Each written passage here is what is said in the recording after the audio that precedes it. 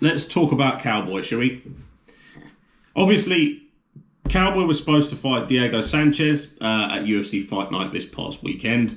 Diego Sanchez dropped out for reasons that we have discussed in last week's podcast and we have discussed in various videos on YouTube already. So we'll leave that to one side for the minute.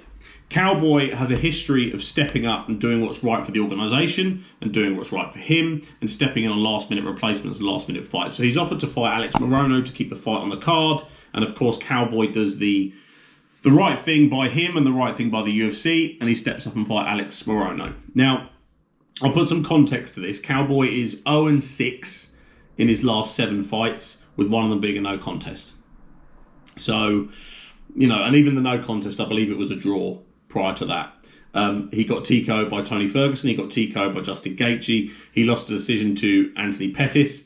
And then, of course, he just got TKO'd in the first round by Alex Morono. So the question is, at what point do you step in and stop Cowboy? Because he's a legend of the sport. He has fought in the UFC 37 times, which I'm pretty sure is a record.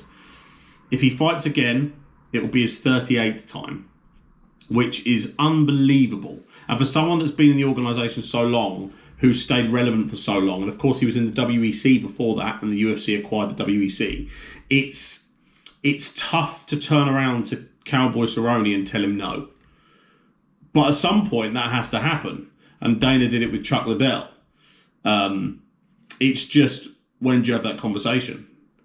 But I think Cowboy has earned the right to fight one more time. And Dana did an interview with Brett Okamoto yesterday and basically said that, look, Cowboy took this fight on short. I know he was scheduled to fight Diego Sanchez, but he was scheduled to fight Diego Sanchez at 155 pounds.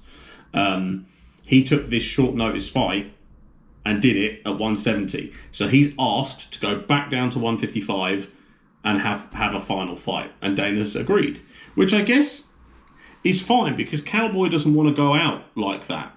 But then there's this danger. If Cowboy fights again and he wins, he might want to fight again. He won't want to go out on that victory.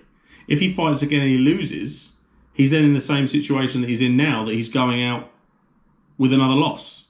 So it's a really, really difficult one when you start talking about people retiring and you start talking about what they should and shouldn't do, because in reality, it's none of your business. Cowboy Cerrone's under contract with the UFC, and if he wants to fight, he can. But at some point, Dana might have to have a little arm around the shoulder conversation with him.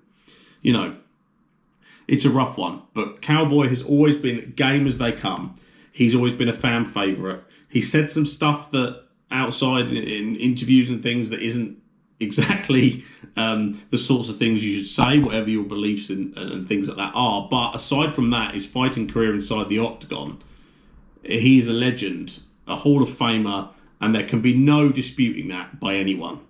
It's just, at what point do you continue to fight, and then when does that weigh on your legacy, and when does that cause your legacy to be questioned? That's all I'm concerned about with Cowboy. But hopefully he has one more fight. Hopefully he wins, and hopefully he goes out on top. And that's all we can really ask for from a legend like Cowboy Cerrone.